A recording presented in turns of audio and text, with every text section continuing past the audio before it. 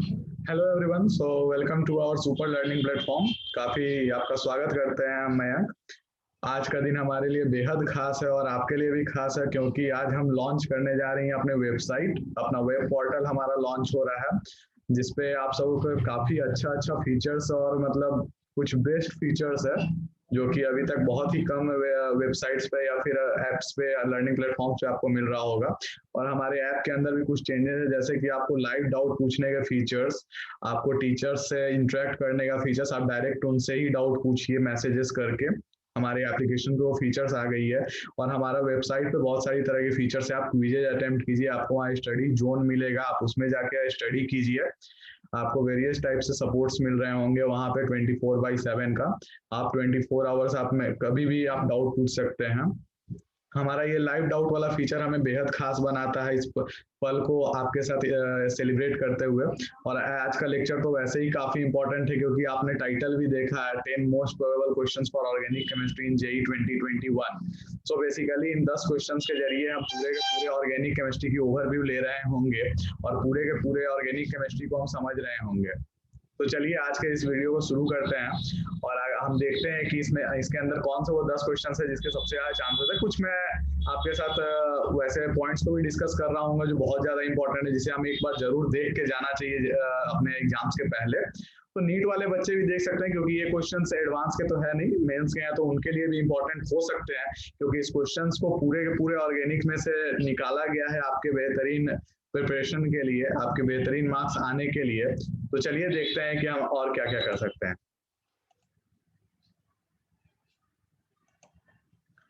तो सबसे पहले तो मैं आपको बता दूं कि कौन कौन से टॉपिक्स को आपको रिवाइज करके जाना चाहिए पेपर के दिन।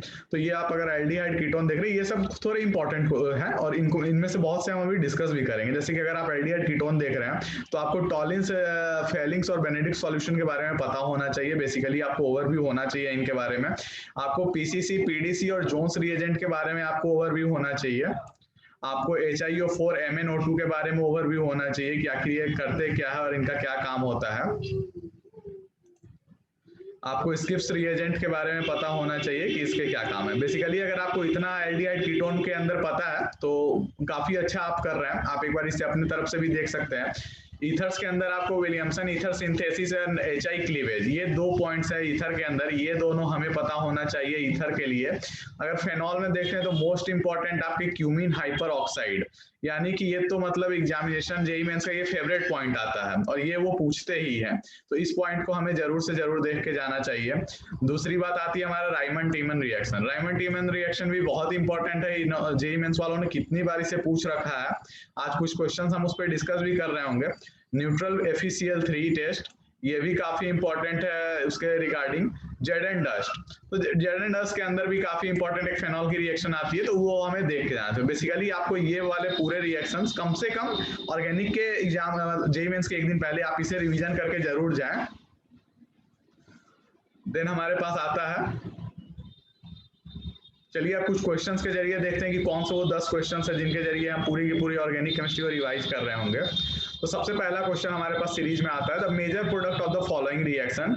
आप इसे पहले खुद से अटेम्प्ट करिएगा, यहाँ पे मैंने सॉल्यूशन को ऐड करने के लिए समझा रखा है।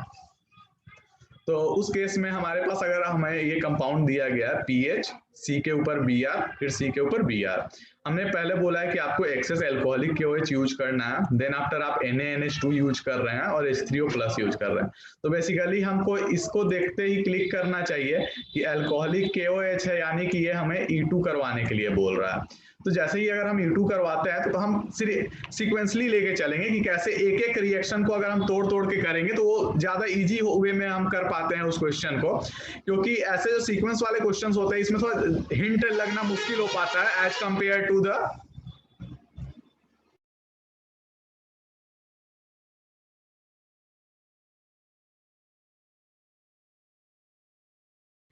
वो माइक ऑफ हो गया था। एज कम्पेयर टू द, जैसे अगर आप जेई एडवांस में देखेंगे तो बहुत बार क्या होता है ना कि मतलब वहां पे आपको बेनिफिट इस वे में मिल जाता है क्योंकि वहां पे जो सीक्वेंस रिएक्शन होते हैं, चेन रिएक्शंस, यहाँ पे आपको एक ही है, आपको कोई हिंट नहीं है, आपके पास 4 ऑप्शन है, आपको क्लिक करना है, अगर आपको आ रहा है तो आपसे हो जाएगा। बट जेई एडवांस के केस में कई बार ऐसा होता है कि आपको जो सीक्वेंस रिएक्शन दिया रहता है तो पहले वाले की जगह आपको दूसरी पार्ट से हिंट लग जाता है। तो वो केस एक जेई मेंस का, जेई एडवांस का एक अच्छा केस होता है ऑर्गेनिक वालों के लिए। तो चलिए इसे हम देखते हैं। तो इसे भी हम सीक्वेंसली करेंगे। पहले हम 1 को देखते हैं, अल्कोहलिक KOH। अल्कोहलिक KOH हम जैसे ही देखें हमने समझ लिया अच्छा E2 होगा। तो चलिए हमने E2 कराया, यहाँ पे KOH E2 रिएक्शन हमारे पास एक्सेस में है, E2 में हम एक्सेस में लेके चलते हैं और यहाँ पे इन्होंने लिखा भी हुआ है कि एक्सेस में है ये। तो एक्सेस में जैसे ही हम रिएक्शन करा रहे हैं तो ये इस Br को लेके निकलेगा, बेस है तो, और जैसे बेस है तो ये H को अट्रैक्ट करा, यहाँ से इधर हमने शिफ्ट करा और ये Br बाहर। तो वहां पे हमने एक एल्कीन की फॉर्मेशन कर दी एलिमिनेशन रिएक्शन में। देन आफ्टर हमारे पास NaNH2 है, NaNH2 भी बेस का काम करता है, तो वो फिर से वो एक H को लेके निकलेगा और उस H के चलते यहाँ से फिर ब्रोमीन बाहर जाएगी। तो यहाँ पे फिर हमने एक एनायन फॉर्म किया, PH C triple bond C minus Na+, तो इसकी आयनिक स्टेट है अभी, इसलिए हम यहाँ पे आयनिक स्टेट में इसे दर्शा रहे हैं। तो इस केस में जैसे ही हमने हाइड्रोलिसिस करी, यहाँ पे वाटर सॉल्वेंट की वे में रहता ही है, तो वहां पे इसने H+ लेके और हमारे पास ये कंपाउंड आ गया। तो बेसिकली ये कंपाउंड हमारा ऑप्शन ए है, तो option A is a correct answer. यहाँ पे अब हमने देखा हमारा E2 का कॉन्सेप्ट रिवीजन हो गया, हमारा बेस वाला रिएक्शन रिवीजन हो गया कि कैसे बेस H को एब्स्ट्रैक्ट करते हैं, और हमारे पास हमने लास्ट में हाइड्रोलिसिस करी। तो एक पहला ये बहुत ही अच्छा क्वेश्चन।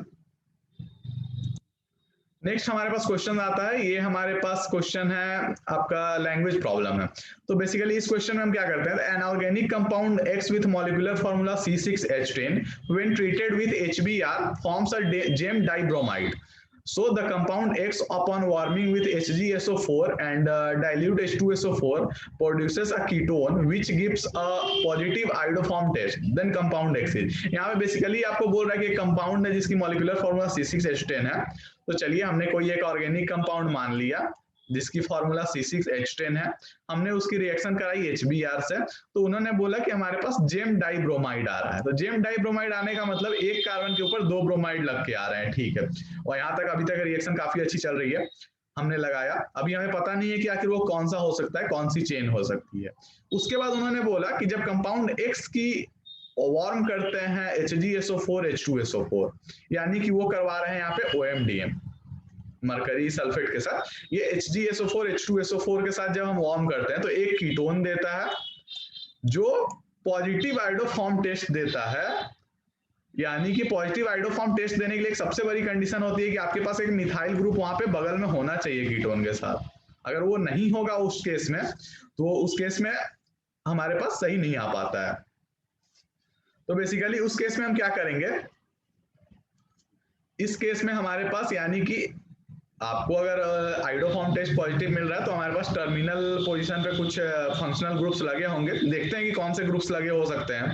और यहाँ पे इन्होंने बोला है कि कीटोन भी दे रहा है, तो उस केस में कीटोन हमारे पास आ रहा है और पॉजिटिव आइडोफॉर्म टेस्ट है, तो इसके लिए एक टर्मिनल पोजिशन होना बिल्कुल जरूरी है। यहाँ पे एल्काइन तो है ही, क्योंकि एल्काइन से हमने यहाँ से चेक करा है कि यहाँ पे एल्काइन है, तो एल्कीन वाले पॉसिबिलिटीज ही खत्म हो गई। जेम डाइब्रोमाइड के लिए एक ये एल्काइन बची थी और एक ये बची थी। बट जैसे ही पॉजिटिव आइडोफॉर्म टेस्ट की बात आती है तो उस केस में हम देखते हैं कि यहाँ पे पॉजिटिव आइडोफॉर्म टेस्ट नहीं हो सकता।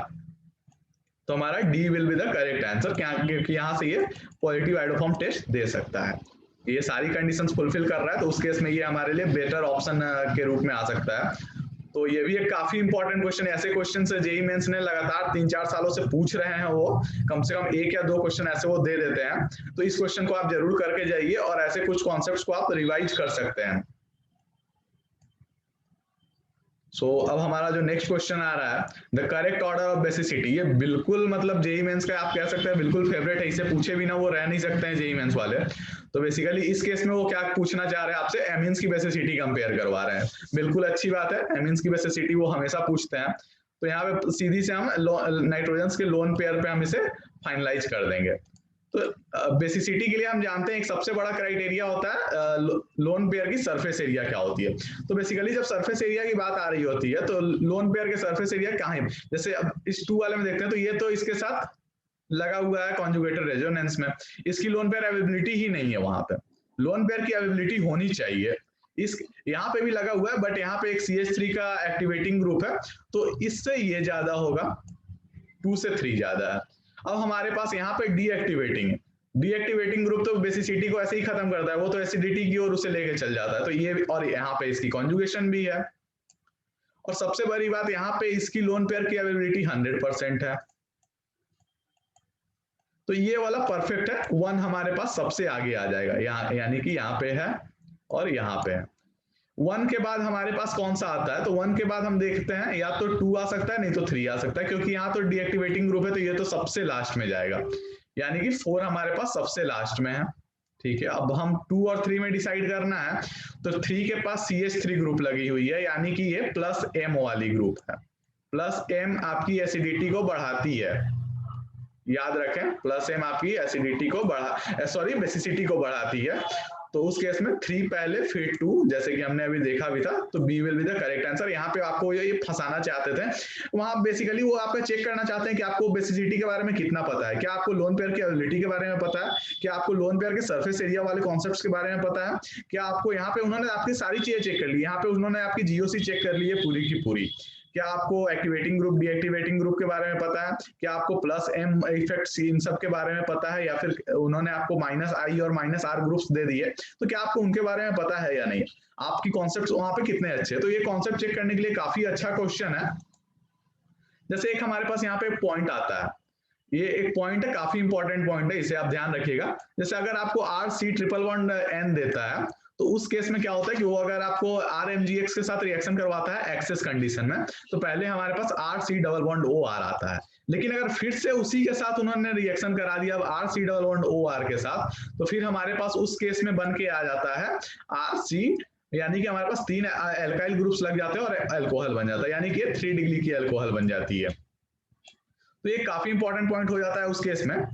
तो एक इसे ध्यान रखना चाहिए कि अगर हम 2 बार ग्रिग्नार्ड को एक्सेस में ले लेते हैं साइनाइड के केस में, तो वहां पे हमें 3 डिग्री की अल्कोहल लास्ट में हमें मिल रही होती है।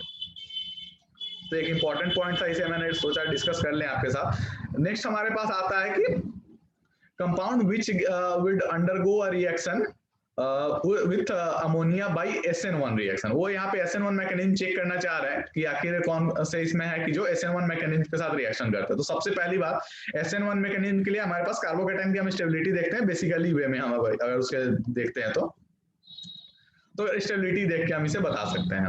सबसे पहली बात, बेंजीन ग्रुप पे डायरेक्ट ग्रुप अटैच है। बेंजीन ग्रुप के साथ डायरेक्ट ग्रुप अटैच ये नेसेसरी करता ही नहीं है, ये तो नॉर्मल वे में रिएक्शन ही नहीं देता है, किसी को नहीं देता, ना ये SN2 देता है ना ये SN1। अब SN1 पूछा है बट मैं यहाँ पे SN1 और SN2 दोनों के केसेस को लेकर डिस्कस कर रहा हूँ कि अगर आपके केस में अगर कोई दूसरा आ जाए तो आप उसे डिस्कस कर सकते हो वैसे। तो यहाँ पे ये ग्रुप तो ना SN1 देता है ना SN2 देता है, इसे एक विगरस कंडीशन देनी पड़ती है हमें, उस केस में ये रिएक्शन करता है।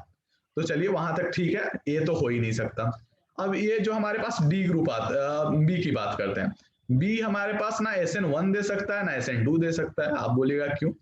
तो यहाँ पे क्या है कि B के अंदर हमारे पास ना SN1 देगा ना SN2 देगा, क्योंकि वो रेजोनेंस स्टेबलाइज नहीं है। तो ये भी कैंसिल हो गया हमारा केस। अब हमारे पास D को देखते हैं, तो D के अंदर अगर ये जाता है तो ये प्लस चार्ज यहाँ आएगा और ये काफी स्टेबलाइज हो जाएगा, ये रेजोनेंस स्टेबलाइज काफी है। हम स्टेबिलिटी से देखें तो हाँ ये फिजिबल है, ये अंडरगो देगा, ये SN1 मैकेनिज्म देगा। चलिए SN1 दे रहा है, और ये क्या है कि अगर आप इसकी चेक करेंगे तो ये आपको SN2 भी दे रहा होगा, क्योंकि ये 1 डिग्री है तो ये SN1 भी दे रहा होगा, SN2 भी दे रहा होगा, लेकिन हमारे लिए SN1 पूछा है तो हम इसे टिक कर रहे होंगे। चलिए C को भी डिस्कस कर लेते हैं। अगर ये निकलता है तो ये यहाँ पे होगा, तो ये sp3 स्टेबलाइज नहीं है, क्योंकि अगर वो यहाँ पे कार्बन पे प्लस चार्ज आता तो हम इसे भी SN1 में टिक कर रहे होते, लेकिन वहां पे देने की वजह से ये SN1 तो नहीं दे रहा होगा, बट इस केस में आपको SN2 जरूर मिल रहा होगा, क्योंकि SN2 के लिए तो कार्बोकैटायन की स्टेबिलिटी मायने नहीं रखती है, यहाँ पे वो SN2 दे रहा होगा, बिल्कुल दे रहा होगा, लेकिन हमने अभी SN1 की बातें करनी है, तो हमारे पास correct answer will be D option.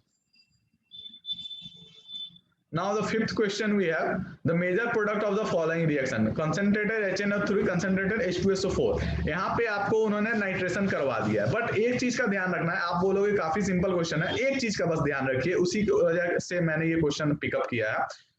Nitration करानी है, अच्छी बात है, बस आप इस चीज को ना देखें। यहाँ पे उन्होंने दोनों कंसंट्रेटेड लिया है, तो काफी एसिडिक मीडियम है, बहुत ज्यादा एसिडिक मीडियम है, इसे आप ध्यान रखें। इंपॉर्टेंट आप मार्क कर सकते हैं, क्योंकि ये काफी कॉन्सेप्ट लोग भूल जाते हैं और जल्दी से आप नाइट्रेशन में कोई भी ऑप्शन उल्टा सीधा टिक कर दोगे। इस केस में ध्यान रखो, उन्होंने कंसंट्रेटेड बोला है, काफी एसिडिक मीडियम है, वो इसे डिप्रोटोनेट कर देगा, वो इसे प्रोटोनेट करके आपको NHMe2 पहले देगा, उसके बाद ये डिसाइड करेंगे कि नाइट्रेशन कहाँ पे होना है। अब जैसे उन्होंने प्रोटोनेट कर दिया इसे, यहाँ पे जैसे कि हम देख रहे हैं कि जैसे उन्होंने यहाँ प्रोटोनेट करा, अब हमारे पास बन गया NHMe2। अब ये बन गया मेटा डायरेक्टिंग ग्रुप। अब ये ऑर्थो डायरेक्टिंग नहीं रहा, ऑर्थो पैरा डायरेक्टिंग की आप जो ऑर्थो पैरा पे लगा देंगे। जैसे कि अगर आपको ये नहीं पता होता तो आप तो बी ऑप्शन को टिक करते, लेकिन B option is the absolutely wrong answer. उस केस में आप क्या कर रहे होंगे कि जब ये मेटा डायरेक्टिंग ग्रुप हो जाएगा, उस केस में हमारे पास तो सीधे सीधे हमारे पास सी आंसर लग जाएगा। लेकिन अगर आपको ये कॉन्सेप्ट पता नहीं होता तो मोस्ट प्रोबेबली बच्चे बी मार्क करके आते या फिर ए मार्क करके आते। अगर वो थोड़ा और सोचते तो हो सकता है कि ए मार्क कर दे या फिर बी मार्क कर दे। बी तो जनरली सारे बच्चे बी मार्क करके आते, इस वजह से इसे थोड़ा ध्यान रखने वाली बात थी, तो इस वजह से मैंने ये सिंपल क्वेश्चन पिकअप करा। अब एक बहुत ही सिंपल क्वेश्चन एरोमेटिक के ऊपर बेस्ड है। Compound most likely to lose water on protonation. Protonation के ऊपर सबसे पहले वाटर कौन लूज करेगा? वाटर लूज करने का मतलब जो OH माइनस पहले दे दे, जो OH माइनस पहले दे दे। OH माइनस पहले देने के बाद आपको देखना होगा कि उसकी एरोमेटिसिटी चेक कर लीजिए। यहाँ पे बस एरोमेटिसिटी आपको चेक करनी है। यहाँ पे आपने OH निकाला प्लस चार्ज, यहाँ पे अगर प्लस चार्ज निकालेंगे तो ये ग्रुप हो जाएगा बेकार, एंटी एरोमेटिक। यहाँ पे निकालेंगे तो ये भी डीस्टेबलाइज हो जाएगा, यहाँ पे निकालेंगे ये भी डीस्टेबलाइज हो जाएगा, यहाँ निकालिएगा तो ये तो मोस्ट स्टेबल कार्बोकेटाइन बनने वाला है और ये काफी एरोमेटिक शो करता है। तो बेसिकली सबसे पहले यही वाटर देने वाला है आपको। That's here for you.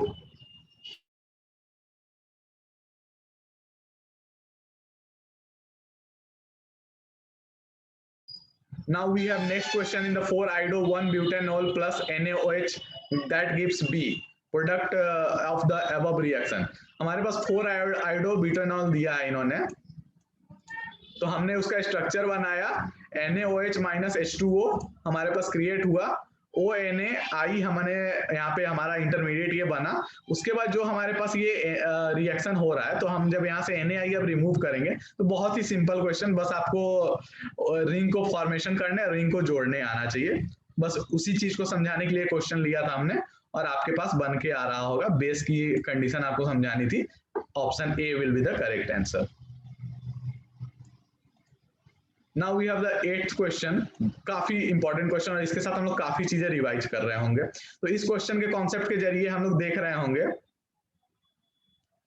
कि एक ऑर्गेनिक कंपाउंड है आपके पास जो जिसके अंदर इतने कार्बन, इतने हाइड्रोजन और इतने ऑक्सीजन है। इन्होंने पूरा का पूरा स्टेटमेंट दे रखा है, स्टेटमेंट की जरूरत ही नहीं है, आपको बताना है सिर्फ P also give the following reference. आपको कंपाउंड P को पता करना है और P को पता करने के लिए उन्होंने कुछ टेस्ट दे रखे हैं। इसके साथ साथ हम पूरे ऑर्गेनिक के मोस्ट इंपॉर्टेंट टेस्ट को हम रिवाइज कर लेंगे इस क्वेश्चन के जरिए।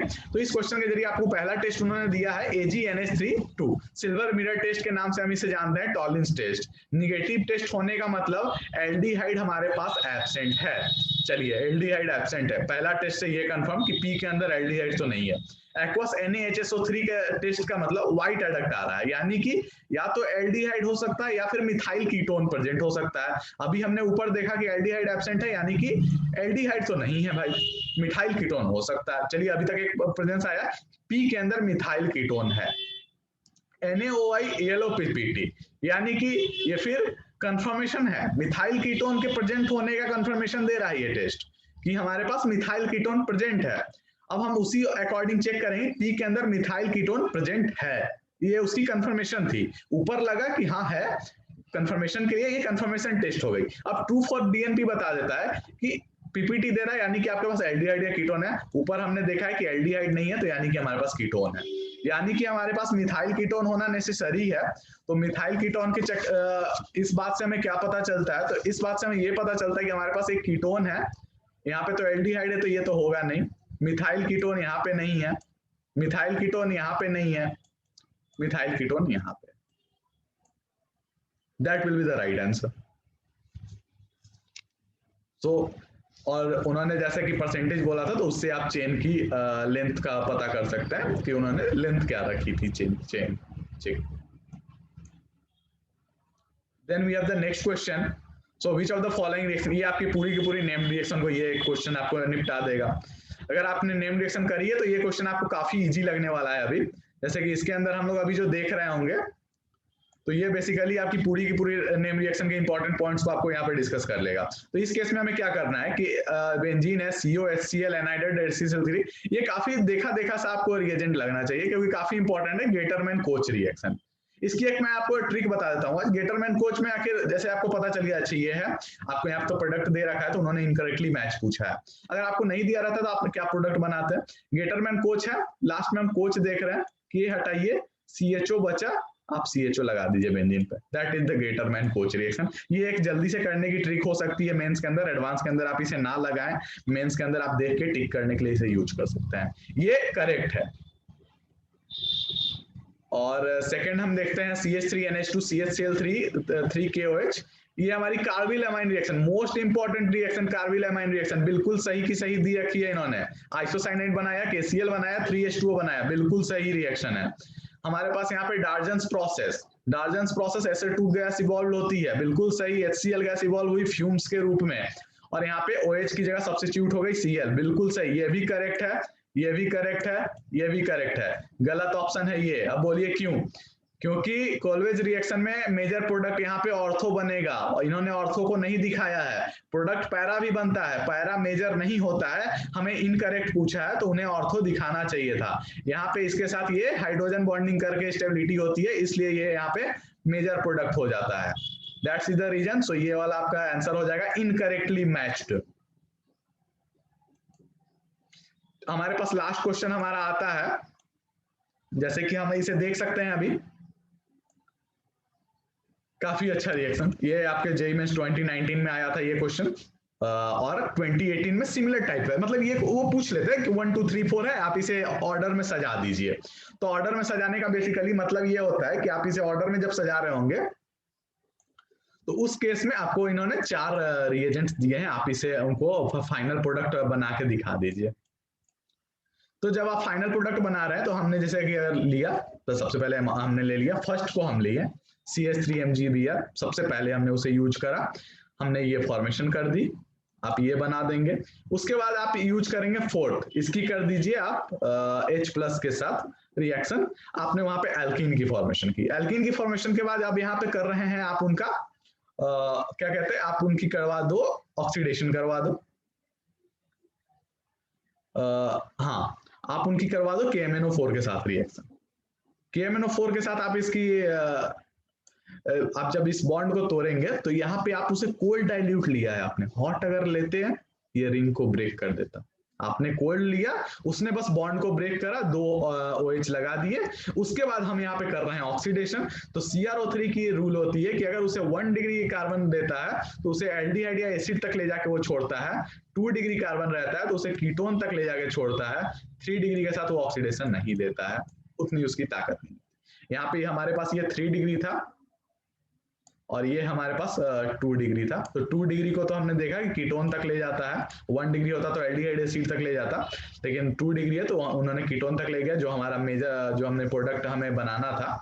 तो हमने ऑर्डर क्या फॉलो किया, 1 4 2 3, 1 4 2 3, C will be the correct answer.